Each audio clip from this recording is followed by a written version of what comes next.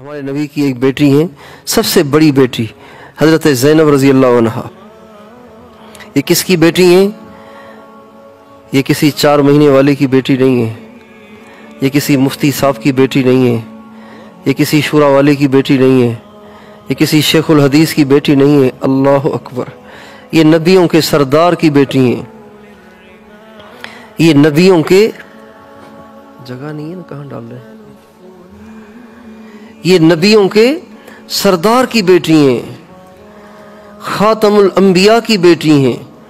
اور آپ علیہ السلام نے جب ان کا انتقال ہوا تو فرمایا میری بیٹی نے میرے لیے بڑی تکلیفیں اٹھائیں، میری بیٹی نے میرے لیے بڑی تکلیفیں اٹھائیں۔ مکہ معظمہ میں رہتی تھیں، آپ علیہ السلام کفار کی اذیتوں کی وجہ سے اللہ کے حکم سے مکہ چھوڑ کے مدینے آ گئے۔ حضرت زینب مدینے میں ہی رہتی تھی۔ 2 برس کے بعد 2 سال کے بعد 2 سال باپ سے جدائی، باپ کو نہیں دیکھا، آپ نے بھی ان کو نہیں دیکھا۔ 2 سال کے بعد حضرت زینب جب مکے سے مدینے جانے لگیں اپنے والد گرامی کے پاس، چونکہ ان کے خاوند گرفتار ہو گئے تھے جنگ بدر میں، آپ علیہ السلام نے ان کو کہا تم سے فدیہ نہیں لیتے، بس تم میری بچھڑی ہوئی بیٹی کو میرے پاس بھیج دو، مجھے وہ بہت یاد آتی ہے۔ چنانچہ ابو العاص واپس آئے، حضرت زینب کو وہاں سے بھیجنا چاہا۔ حضرت زینب جب مکے سے مدینے آنے لگیں تو حبار ابن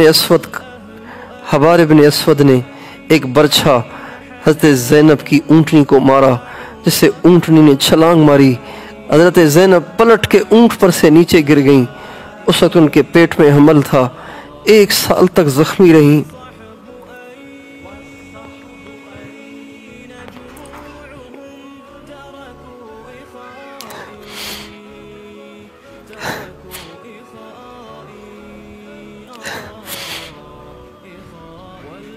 اس کے بعد ان کا انتقال ہو گیا۔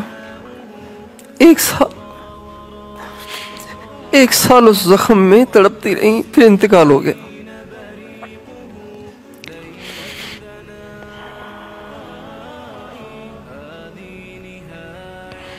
جب ان کا انتقال ہوا، آپ علیہ السلام نے ان کے جنازے کو اٹھایا۔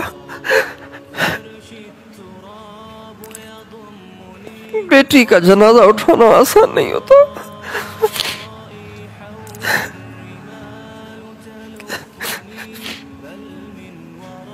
اپنی اولاد کی تدفین آسان نہیں ہوتی۔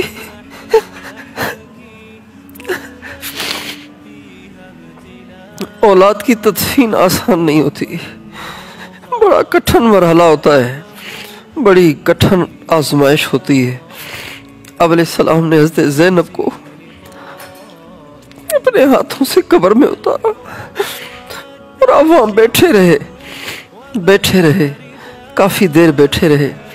جب آپ وہاں سے اٹھے تو آپ نے فرمایا مجھے ڈر تھا میری بیٹی پہ تکلیف نہ آئے قبر میں، تو میں نے اللہ سے دعا کی اللہ میری بیٹی کے لیے آسانیاں فرما۔ اللہ تعالیٰ نے میری دعا سے میری بیٹی کے لیے آسانیاں کر دی۔ میں آپ ساری پردے میں بیٹھی ہوئی بہنوں بچیوں سے پوچھتا ہوں، آپ حضرت زینب سے زیادہ مقدس تو نہیں ہیں، آپ ان سے زیادہ عالی شان نسبت کو حاصل کیے ہوئے تو نہیں ہیں، پھر آپ موت سے کیوں غافل ہیں؟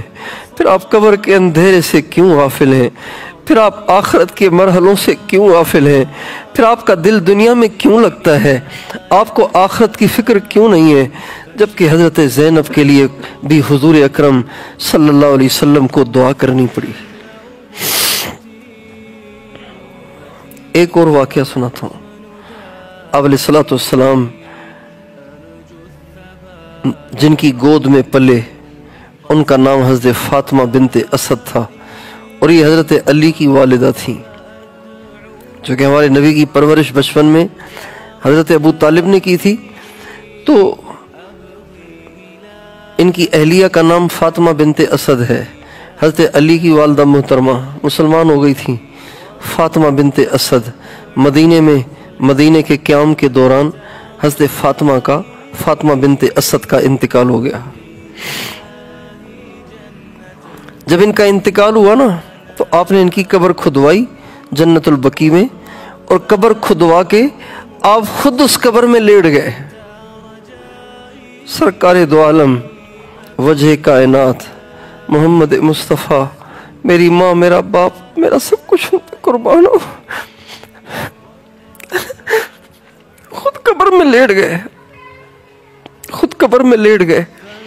صحابہ نے پوچھا رسول اللہ آپ کبھی کسی کی قبر میں لیٹے نہیں، آپ قبر کھدوا کے خود کیوں لیٹ گئے؟ آپ خود کیوں لیٹ گئے؟ آپ نے فرمایا میں اس لیے لیٹ گیا تاکہ یہ مٹی، اس قبر کی مٹی میرے جسم کو چھوئے، اور اس کی برکت سے اللہ میری ماں پہ قبر میں آسانی کرے۔ حضرت علی کی والدہ، ہمارے نبی کو بچپن میں پرورش کرنے والی کو تو اس بات کی ضرورت ہے کہ سرکار دو عالم خود قبر میں لیٹ کر اپنی برکت کو وہاں منتقل کریں، تاکہ ان کی والدہ، تاکہ ان کی پرورش کرنے والی ماں پہ آسانیاں ہوں۔ اور آپ مگن ہیں دنیا میں، آپ مگن ہیں موبائل میں، آپ مگن ہیں شاپنگ میں، آپ مگن ہیں دنیا میں بننے اور سنورنے میں، تو بتائیے کتنے بڑے خسارے اور کتنا بڑا دھوکہ اور کتنا بڑا خسارہ، کتنا بڑا گھاٹا ہے۔ اس لیے آپ ساری بہنوں سے، بچیوں سے درخواست ہے، اپنے اوپر آخرت کو سوار کرو، اپنے اوپر قبر کو سوار کرو، اپنے اوپر موت کو سوار کرو، اپنے گل سڑ جانے کو یاد کرو، اس منظر کو نگاہوں کے سامنے رکھو کہ کفن میں آپ لپٹی ہوئی ہے اور گھر کی چارپائی پہ لیٹی ہوئی ہے، اور آپ کے رشتہ دار عورتیں آ کے آپ کے چہرے سے کفن کو ہٹا کے آخری دفعہ دیکھ رہی ہیں۔ اس منظر کو ہر آن ہر گھڑی اپنی نگاہوں کے سامنے رکھو، کبھی اس کو بھولو نہیں۔ اگر یہ لگام آپ نے اپنے نفس کو دے دی نا، تو پھر کبھی آپ کا نفس برائی کی طرف نہیں جائے گا، کبھی آپ کا نفس گانے سننے کا مطالبہ نہیں کرے گا، کبھی آپ کا نفس بازار میں جا کے شاپنگ کرنے کا مطالبہ نہیں کرے گا، کبھی آپ کا نفس اپنے بچوں کو دنیا دار بنانے کا مطالبہ نہیں کرے گا۔